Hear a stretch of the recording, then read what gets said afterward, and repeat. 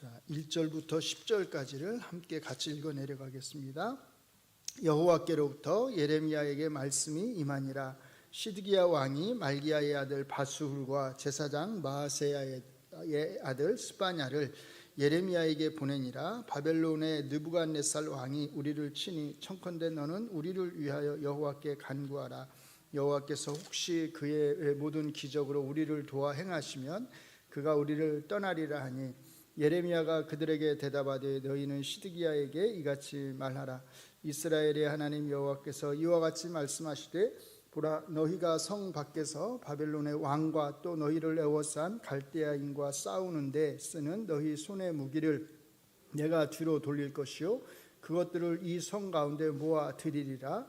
내가 든 손과 강한 팔 곧 진노와 분노와 대노로 친히 너희를 칠 것이며, 내가 또 사람이나 짐승이나 이 성에 있는 것을 다 치리니 그들이 큰 전염병에 죽으리라 하셨다 하라. 여호와의 말씀이니라. 그 후에 내가 유다의 왕 시드기야와 그의 신하들과 백성과 및 이 성읍에서 전염병과 칼과 기근에서 남은 자를 바벨론의 느부갓네살 왕의 손과 그들의 원수의 손과 그들의 생명을 찾는 자들의 손에 넘기리니, 그가 칼날로 그들을 치되 측은히 여기지 아니하며 긍휼히 여기지 아니하며 불쌍히 여기지 아니하리라 하셨느니라. 여호와께서 말씀하시기를, 보라, 내가 너희 앞에 생명의 길과 사망의 길을 두어놓으라. 너는 이 백성에게 전하라 하셨느니라.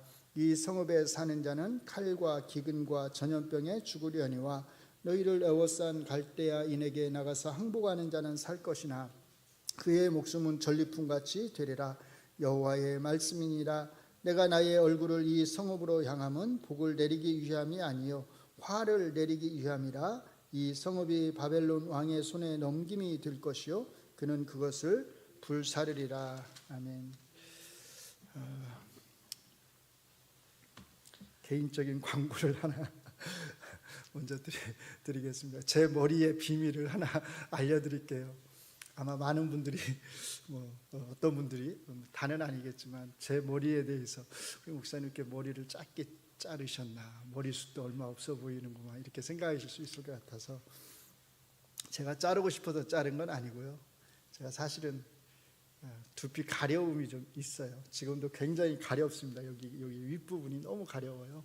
그래서 자꾸 이제 긁게 되고 두피 가려움이 있으니까 이제 머리가 자꾸 빠지게 되고 또 자꾸 뽑게 돼요.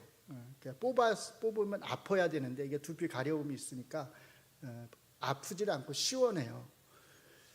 그래서 이게 너무 가려우니까 자꾸 이렇게 손이 머리로 가게 됩니다. 그래서 고민하다가 길면 더 이제 자꾸 뽑으니까 좀 아예 짧게 좀 쳤습니다. 저도 사는 게 참 힘들어요, 진짜로. 제가 말씀을 안 드려서 그렇지. 그렇게 이해를 해주시고 소문을 퍼뜨려 주시면 궁금증이 해결되실 것 같아요. 자, 저희가 이제 사실은 열왕기 24장, 25장 남유다가 멸망하게 되는 상황을 저희가 다루고 있는데, 예레미야서와 에스겔서가 여기에 대해서 이제 많이 설명을 해줘요. 근데 이거를 이제 우리가 이 정확한 상황들을 잘 모르면 맨날 그냥 바벨론에 의해서 끌려간다는 얘기만 똑같이 하는 것처럼, 그렇게 다 똑같은 말씀을 반복하는 것처럼 들릴 수 있습니다. 그런데 똑같은 말씀을 하더라도 사실은 그 상황이 다를 수 있거든요. 그러니까 연도가 또 다를 수 있어요. 똑같은 말씀인데 상황에 따라서 또 연도에 따라서 이렇게 그 말씀들이 나오는 것입니다. 그래서 어떤 상황 속에서 몇 년도에 이 말씀이 행해지는가를 살피시는 게 사실은 굉장히 중요합니다.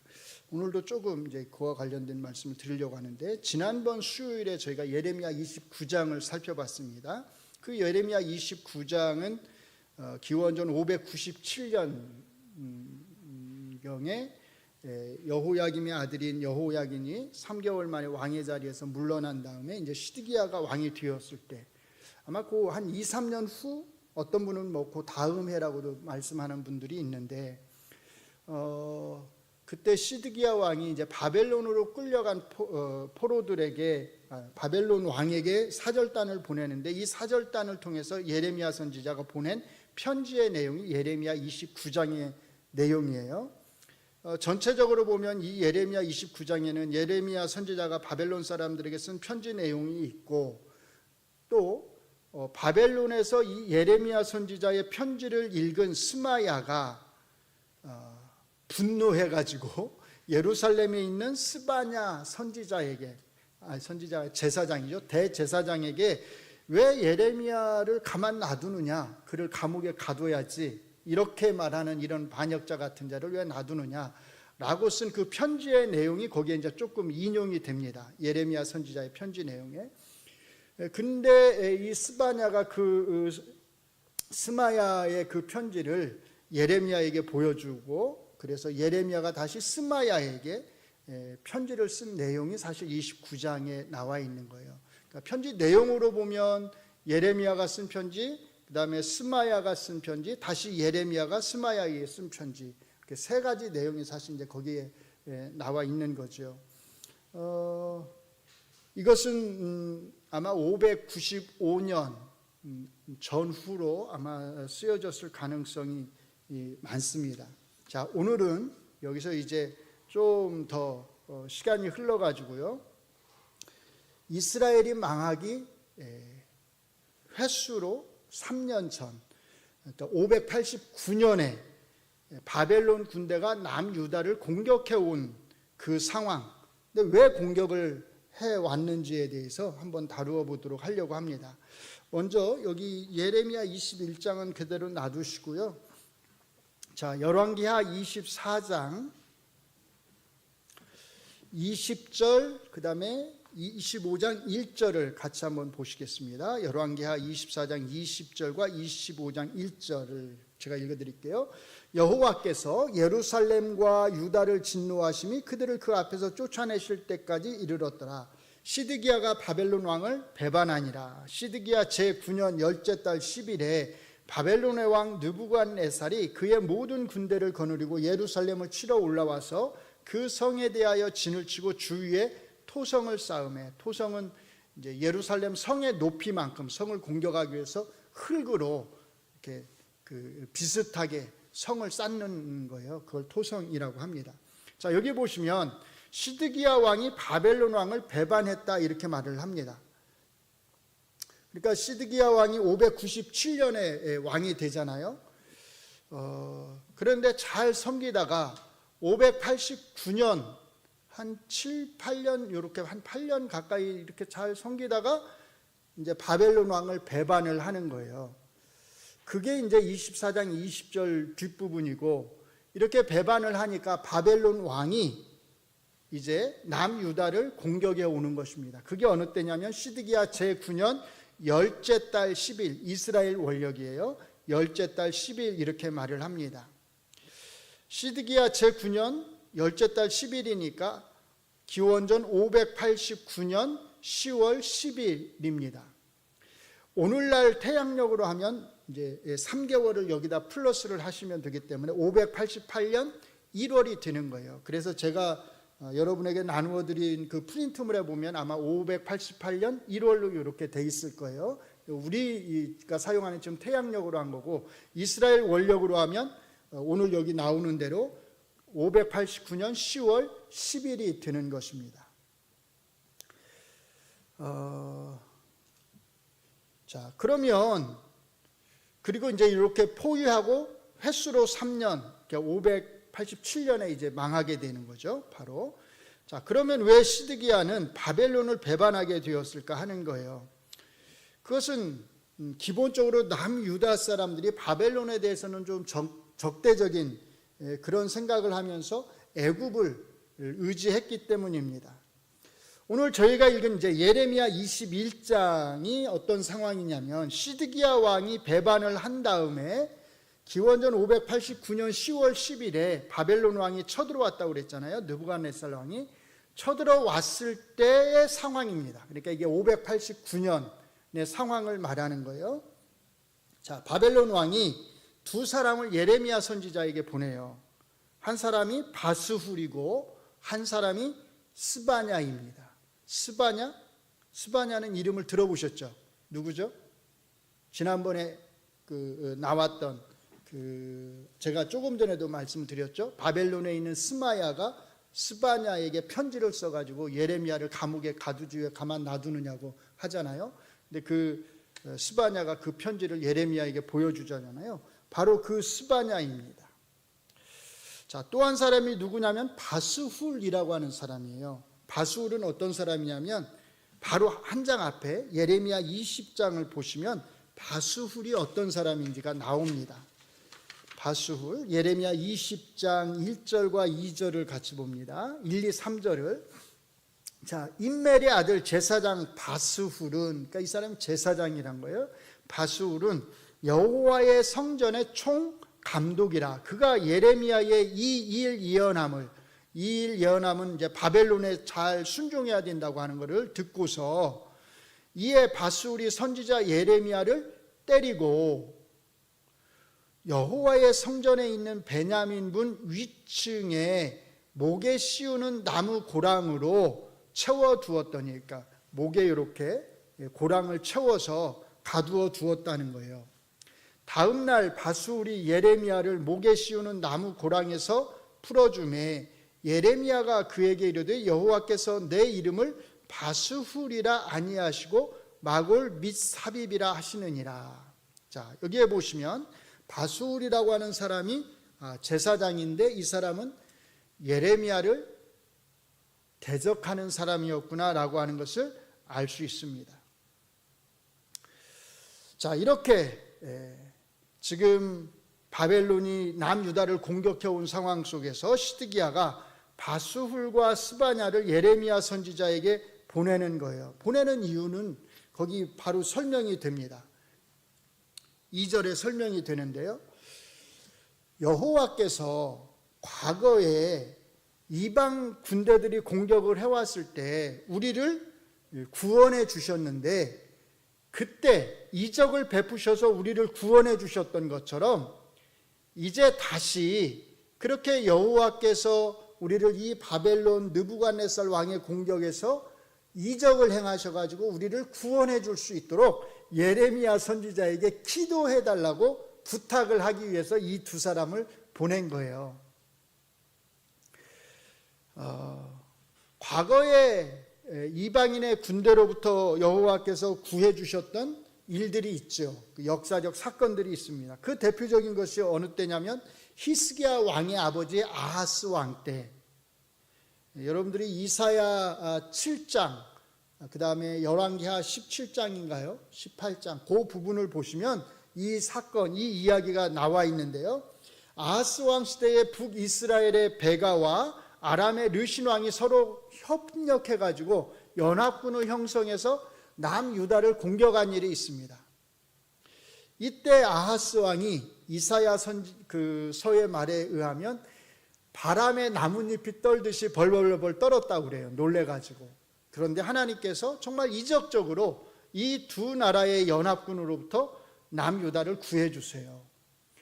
그리고 그 다음에 또 히스기야 왕 때 아수르 군대가 남유다를 공격하잖아요. 그런데 그때도 하나님께서 이사야 선지자를 통해서 염려하지 말라고 하시면서 그때도 구해 주십니다.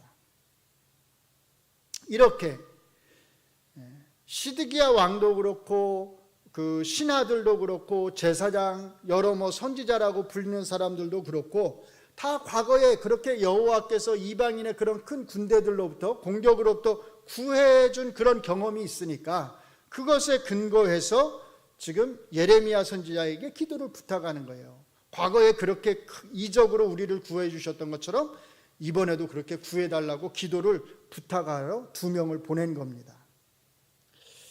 자, 거기를 보시면 이렇게 말해요. 너는 2절을 보시면 너는 우리를 위하여 여호와께 간구하라, 기도하라 그 말이죠. 여호와께서 혹시 그의 모든 기적으로 우리를 도와 행하시면 그가 우리를 떠나리라. 바벨론 왕이 우리를 떠날 수 있지 않겠느냐라는 거예요. 자, 이 기도 부탁을 받고 예레미야 선지자가 바스훌과 스바냐에게 가서 시드기야 왕에게 전해주라고 한 말이 이제 21장 저희가 읽은 거에 기록이 되어 있는 것입니다. 핵심은 이것입니다. 이번에는 구해주지 않으리란 거예요. 이번에는 여호와께서 남유다를 바벨론 왕의 손에서 구해주지 않는다는 것입니다. 오히려 바벨론의 포로로 끌려가게 되리라고 말씀을 하셨다는 거예요. 지금까지 예레미야 선지자는 계속해서 바벨론을 배반하면 안 된다고, 바벨론에 협조를 해야 된다고 주장을 해왔습니다. 그런데 결국 시드기야 왕은 예레미야 선지자의 말을 듣지 않고 바벨론 왕을 배반한 것입니다. 이 상황이 에스겔 17장으로 가시면 남유다가 얼마나 어리석게 행동했는지를 에스겔 선지자가 또 설명을 하고 있습니다. 자, 에스겔 17장으로 한번 가보겠습니다. 자, 구약성경 1173페이지입니다. 에스겔 17장. 제가 나눠드린 프린트물에 보시면 그 위에 요거에 대한 제가 설명을 좀 해놨어요. 제가 이거 설명을 해드리긴 할 텐데 집에 가셔서 이 에스겔 17장을 한번 요거 표를 보시면서 다시 한번 이렇게 꼭 읽어보시면 이해하시기가 조금 쉬울 거예요. 제가 좀 간단하게만 설명을 드릴게요. 에스겔 17장 먼저 1절과 2절을 제가 읽어드리겠습니다. 여호와의 말씀이 내게 임하여 이르시되 인자야 너는 이스라엘 족속에게 수수께끼와 비유를 말하라. 수수께끼 즉 비유를 말해라 그 말이에요. 자, 수수께끼는 뭐냐면 설명을 필요로 하는 건데 그래서 3절부터 10절까지가 그 비유예요. 그 다음에 11절부터 21절까지가 이 비유에 대한 설명을 하고 있는 거예요. 자, 먼저 3절과 4절을 보시면 이렇게 말합니다. 여호와께서 이같이 말씀하여 이르시되 색깔이 화려하고 날개가 크고 깃이 길고 털이 숱한 큰 독수리가, 이 독수리가 누굴 가리키냐면 바벨론 왕 느부갓네살을 가리킵니다. 바벨론 왕이 레바논에 이르러, 레바논이 가리키는 게 남유다 예루살렘을 말하는 거예요. 백향목 높은 가지를 꺾되, 백향목 높은 가지 여호야긴 왕을 말하는 겁니다. 그러니까 이게 지금 어떤 때 상황이냐면 597년도 상황을 말하는 거예요. 여호야긴 왕을 포로로 잡아간 상황을 말하는 겁니다. 요거에 대한 4절을 보시면 그 연한 가지 끝을 꺾어가지고, 즉 백향목 가지의 그 끝을 꺾어가지고 장사하는 땅에 이르러 상인의 성읍에 두고, 즉 여호야긴 왕을 데리고 상인의 성읍 바벨론 땅에 두었다라는 거예요. 이거의 3, 4절에 대한 설명이 옆에 해설해 보시면 12절에 나온다는 거예요. 12절에 보시면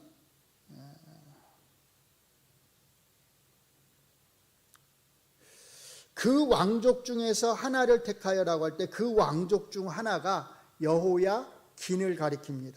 여호야긴을 택하여서 자 12절부터 볼게요. 너는 반역하는 족속에게 묻기를 너희가 이 비유를 깨닫지 못하였느냐 하고 그들에게 말하기를 바벨론 왕이 예루살렘에 이르러 왕과, 여기 왕과 할 때 그 왕이 여호야긴이에요. 여호야긴 왕과 고관을 사로잡아 바벨론 자기에게로 끌어가고, 이게 3, 4절의 상황을 지금 12절이 설명하는 것입니다. 그 다음에 5절을 보시면 이렇게 말해요. 또 그 땅의 종자를 꺾어 옥토에 심되 수양 버들가지처럼 큰 물가에 심더니 그것이 자라며 퍼져서, 그 종자가 자라며 퍼져서 높지 아니한 포도나무 곧 굵은 가지와 가는 가지가 난 포도나무가 되어 그 가지는 독수리를 향하였고, 독수리가 바벨론이라고 그랬죠? 바벨론 왕을 향하였고 그 뿌리는 독수리 아래에 있었더라. 그 땅의 종자를 꺾으라고 할 때 그 땅의 종자가 시드기야 왕을 가리킵니다. 시드기야 왕을 여호야긴 왕 대신에 세웠다는 거예요. 그래서 시드기야 왕이 독수리를 향하도록, 독수리 아래에 있도록, 즉 바벨론 왕을 의지하도록 만들었다는 거예요. 요거에 대한 설명, 5, 6절에 대한 설명이 13절과 14절입니다. 그 왕족 중에서 하나를 택하여, 그 왕족 중 하나가 시드기야 왕을 말하는 거예요. 시드기야 왕을 택해서 언약을 세우고 그에게 맹세하게 하고 또 그 땅에 능한 자들을 옮겨갔나니 이는 나라를 낮추어 스스로 서지 못하고 그 언약을 지켜야 능히 서게 하려 하였음이거늘. 시드기야 왕하고 언약을 맺었다는 게 뭐냐면 바벨론 왕을 잘 섬기도록 하는 시드기야 왕과 바벨론 왕 느부갓네살 사이에 약속을, 언약을 맺었다는 거예요. 조약을 맺었다는 거예요. 그래서 그 언약을 잘 지키면 능히 서게 한다. 즉 평안히 잘 지내도록 했다는 거예요. 자, 그런데 7절에 보시면 이제 오늘 저희가 보는 상황입니다. 또 날개가 크고 털이 많은 큰 독수리 하나가 있었는데, 이 독수리는 앞에 말한 독수리하고 다른 독수리예요. 앞에 말한 독수리는 바벨론이라고 그랬죠. 지금 말하는 이 독수리는 애굽을 가리킵니다. 애굽 왕 바로.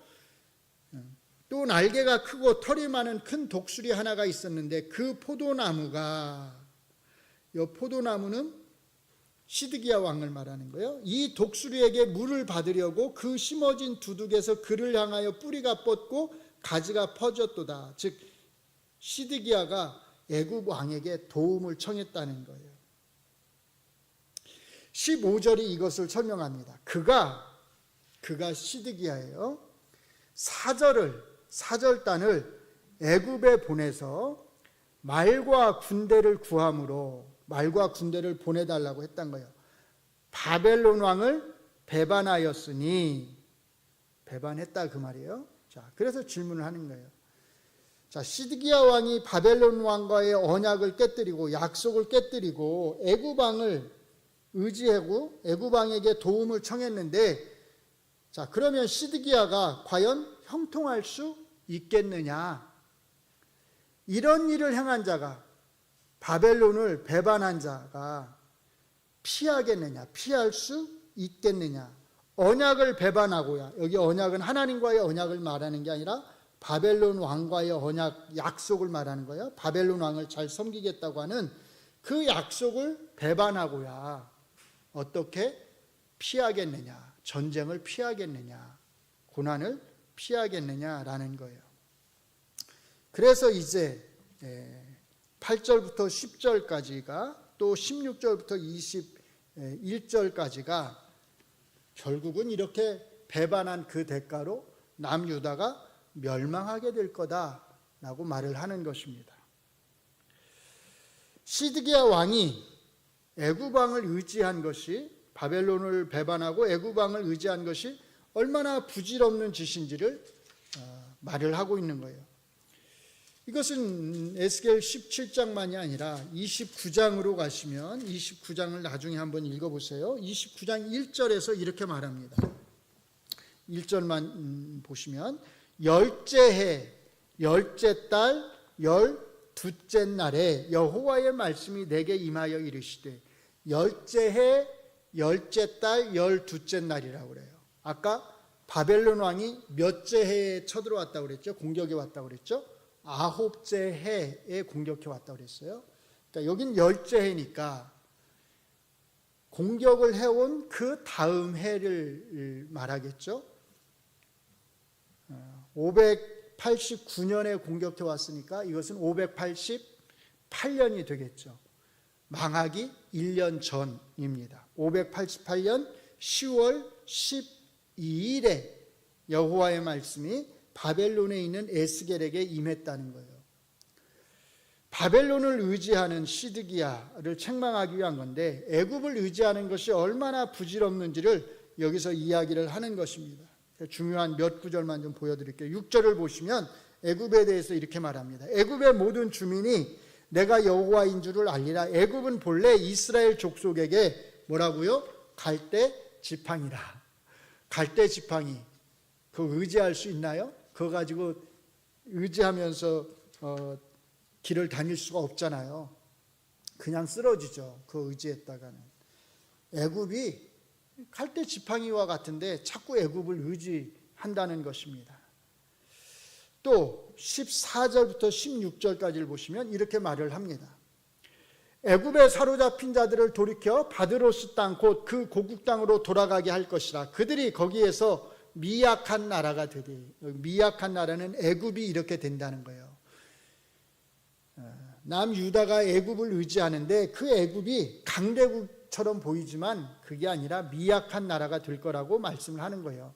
나라 가운데 지극히 미약한 나라가 되어서 다시는 나라들 위해 스스로 높이지 못하리니 내가 그들을 감하여 다시는 나라들을 다스리지 못하게 할 것임이라. 그들이 다시는 이스라엘 족속의 의지가 되지 못할 것이요, 이스라엘 족속이 의지할 만한 그런 나라가 다시는 되지 못하리라, 이렇게 말씀을 하시는 것입니다. 불과 남유다가 망하기 1년 전에 남유다가 지금 의지하고 있는 애굽이 얼마나 부질없는 그런 의지의 대상이 될 것인지를 말씀을 하는 거예요. 그러니까 예레미야 선지자도 그렇고 에스겔 선지자도 그렇고 둘 다 시드기야 왕과 그 신하들이 바벨론을 배반하고 애굽을 의지한 것에 대해서 매우 비판적으로 말하는 것을 우리가 알 수 있습니다. 남유다에서는 예레미야 선지자가, 바벨론에서는 포로로 잡혀간 에스겔이 애굽을 의지해서 바벨론을 배반할 경우 나라가 완전히 망하리라고 계속 예언을 했습니다. 그런데 왜 이런 예언들이 시드기야 왕과 그 신하들에게는 전혀 먹혀들지 않았을까요? 한번 잘 생각해 보시기 바랍니다. 여러분이 이 시대에 지금 왕궁에 사는 시드기야 왕의 신하들이라면, 또는 여러분들이 이 시대에 남유다 예루살렘에 살고 있는 백성들이라면 여러분은 누구의 말을 듣겠습니까? 여호와께서 지금까지 우리를 지키신 것처럼 이 바벨론의 공격으로부터도 우리를 지켜주시리라고 하는 그런 놀라운 이적을 여호와께서 행할 수 있다고 하는 그런 믿음을 가지겠습니까? 아니면 바벨론을 배반하면 나라가 망하게 될 거니까 바벨론을 잘 섬겨야 된다고 하는 예레미야나 에스겔 선지자의 말을 듣겠습니까?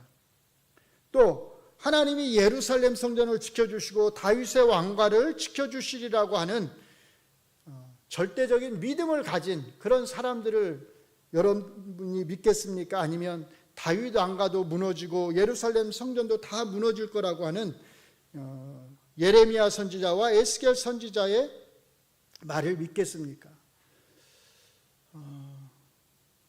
사실 당시의 시대 사람들은 이게 결코 선택하기 쉬운 그런 문제가 아니었을 것입니다. 그런데 그래서 많은 사람들이 예레미야 선지자와 에스겔 선지자의 말을 별로 신뢰하지 않았어요. 그래서 아까 말했던 것처럼 바수후를 비롯한 많은 사람들이 예레미야 선지자를 폭행을 하고 감옥에 가두고 토굴 속에다가 예레미야 선지자를 넣어서 굶어 죽이려고 했던 것을 우리가 알 수 있습니다. 자, 이렇게 말씀을 드리면 이것을 우리가 이스라엘의 역사 속에서만 나타난 사건으로, 이런 일들이 이스라엘의 역사 속에서만 있었구나라고 생각하실지 모르겠어요. 근데 이런 상황들을 잘 보시면 이것이 이스라엘이라고 하는 이 당시 한 역사 속에서만 나타나는 것이 아니라 수없이 많은 그 나라들의 역사 속에서 이런 일들이 있어 왔다고 하는 것을 우리가 잘 알 수 있습니다. 당연히 제가 주일날도 늘 강조하듯이 우리나라에서도 이런 일들이 수없이 많이 있어 왔고 지금도 사실은 이런 일들이 벌어지고 있다고 하는 것을 우리가 잘 알아야 합니다. 그래서 제가 이것에 대해서 더 이상 설명을 안 드리고 제가 읽은 책의 주석에 여기에 대한 설명이 왜 이 사람들이 이렇게 할 수밖에 없었는지에 대한 설명을 아주 잘 해놓은 게 있어요. 제가 오늘은 그것을 읽어드리는 것으로 제 설명을 대신하려고 합니다. 나누어드린 프린트물을 보시면 좋겠어요. 이 프린트물을 나누어드린 이유가 있습니다. 이것을 그냥 여기서 한 번만 딱 읽고 그냥 버리지 마시고 집에 가셔서 한번 천천히 꼼꼼히 다시 한번 잘 읽어보시면서 이 성경의 역사가 오늘 우리에게 주는 교훈이 무엇인지를 한번 잘 돌이켜서 깊이 생각을 해보셨으면 좋겠어요. 제가 천천히 읽어드리겠습니다. 심지어 예레미야의 예민하고 비판적인 마음에 더욱 혼란을 가중시키는 것은 때로는 비이성적인 흥분 상태에서 분출되고 나는 민족주의적 신뢰, 즉 바벨론에 대한 반역이 성공할 수밖에 없다는 오도된 잘못된 민족주의적인 신뢰였다. 궁극적으로 이 민족주의적인 신념은, 민족주의적이라면 다른 말로 말하면 애국심이란 거예요. 전적으로 당파적이고 협소한 하나님에 대한 이해에 의해서 장려되었고 더 부추겨졌다는 거예요. 많은 점들에서 하나님에 대한 그릇된 이해에서 비롯되었다. 만일 당시에 예레미야가 볼 때 가장 위험스럽고 잠재적으로 백성들을 치명적일 정도로 심각하게 오도할 가능성이 있는 두 가지 종교적인 신념들이 있다면 그것들은 바로 다음과 같은 그릇된 신념들이다. 첫째, 예루살렘에 있는 야훼, 여호와 하나님의 성전을 중심으로 한 성전 불패 신앙과 성전이 있는 한 우리는 전쟁에서 지지 않는다는 이 신앙이 있었던 거예요. 이 신앙과 둘째, 다윗 왕조에 대한 하나님의 무조건적인 보호에 대한 믿음이다. 다윗 왕조를 하나님이 끝까지 지켜주실 거라는 믿음이 있었다는 거예요. 성전과 다윗 왕조는 그 자체로는 참으로 이스라엘의 삶에 소중한 의미를 가진 기관들이었으며 확실히 이스라엘 민족의 삶에 가장 최악의 면모를 특징 짓는 우상 숭배적인 산당 종교 제의들과 같은 수준으로 격화되어서는 안 된다. 그럼에도 불구하고 그러한 기관들에 대한 맹목적인 신뢰는 하나님에 대한 순전하고 진실한 일편단심의 신앙에는 미치지 못했다. 심지어 그런 소중한 국가적 기관들도 백성들과 하나님에 대한 참된 지식 사이에 끼어들 수가 있었으며 결과적으로 파괴적인 차원의 역할을 수행할 수도 있었다. 나라를 망하게 할 수 있었다는 겁니다. 그러므로 예레미야는 유다에서 얼마나 쉽게 대중적인 감정들이, 일반 대중들의 감정들이 하나님에 대한 참된 믿음을 남용하여 다윗 왕조에 대한 맹목적인 신뢰로 변질해 버리는가를 목격했다. 그래서 우리는 상식과 군사적인 논리, 그리고 한 세기 이상 동안이나 남발되고 용인된 애굽의 쓸데없는 원조 약속들 모두가 자기 주장적인 민족주의와 의도적인 자부심만 있으면 바벨론의 멍에를 벗어버리는 데 성공할 수 있으리라는 대중적인 믿음을 해체시키는데 실패했음을 잘 이해할 수 있다. 예레미야가 사람들의 마음을 돌이키지 못했다는 거예요. 예레미야가 그런 희망들은, 사람들이 가진 희망들은 거짓된 희망들임을 그토록 철저히 그리고 단호하게 확신할 수 있었던 이유는 그가 바로 정확하게 그런 거짓된 희망들이 내포하고 있었던 하나님의 성품과 우주적인 권능에 대한 무가치하고 불충분한 이해를, 사람들이 가지고 있는 잘못된 이해, 불충분한 이해를 꿰뚫어 보았기 때문이었다. 사람이 아니라 하나님의 뜻을 선택한 예레미야는 자신이 목격한 당대의 대중적인 믿음의 많은 부분이 하나님의 참된 성품과는 대립된다는 사실을 인정하지 않을 수 없었다. 자, 여기를 보시면 크게 세 가지 문제점이 있었다는 거예요. 첫째, 비이성적인 민족주의적 신뢰, 비이성적인 애국심이 있었다는 거예요. 마치 자기들만이 애국심을 가지고 있는 것처럼 행사하면서 다른 사람들을, 선지자들을 악으로 규정하고 그들에게 폭행을 하고 그들을 제거하려고 하는 그런 민족주의적인 지나친 신뢰가 있었다는 겁니다. 둘째, 이 민족주의적인 잘못된 신뢰에서 나오는 하나님에 대한 잘못된 이해가 있었다는 거예요. 이 두 가지, 민족주의적인 신뢰와 하나님에 대한 이해, 잘못된 이해, 두 가지가 합쳐져서 뭘로 나타나는 거냐면 선지자들에 대한 폭력으로 나타났다고 말을 하는 것입니다. 그리고 더 큰 문제는 뭐냐면 이것을 분별할 줄 모르는 대중들이 이 사람들을 추종했다는 거예요. 대중들의 망상적 추종이 있었다는 것입니다. 그리고 그 결과는 파괴적이었다는 거예요. 나라가 망하는 것이었다는 겁니다. 예레미야 선지자가 깨달은 두 가지가 있습니다. 첫째, 거짓된 희망 속에 내포된 하나님에 대한 잘못된 이해가 얼마나 쓸모없는 것인지. 둘째, 대중적인 믿음의 많은 부분이 하나님의 참된 성품과 어떻게 다른 것인지. 얼마나 많은 대중들이 하나님의 성품을 제대로 깨닫지 못하고 잘못된 지도자들을 따라서 갔는지를 지적을 하고 있는 거예요. 제가 앞에서도 말씀을 드렸듯이 이 글을 프린트해서 드린 것은 집에서 한번 다시 읽어보셨으면 해서 나누어 드린 것입니다. 한번 읽어보시면서 저희가 오늘 공부한 것, 또 그 전에 공부한 것들, 예레미야서, 에스겔서, 열왕기서에 나오는 그 말씀들을 한번 찬찬히 잘 읽어보시기를 바랍니다.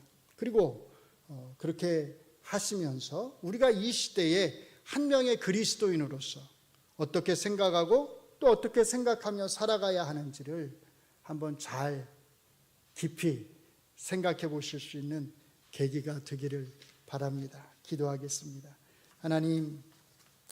하나님께서 예레미야 선지자와 에스겔 선지자를 통하여서 그렇게 그들에게 하나님의 뜻을 전했음에도 불구하고 사람들은 그것을 귀담아 들으려 하지 않았습니다. 왜냐하면 그들에게는 민족에 대한 애국심이 있었고 또 하나님에 대한, 하나님이 구원해 주시리라고 하는 굳건한 믿음이 있었기 때문입니다. 그리고 그 두 가지를 믿고 따르는 많은 대중들이 있었기 때문입니다.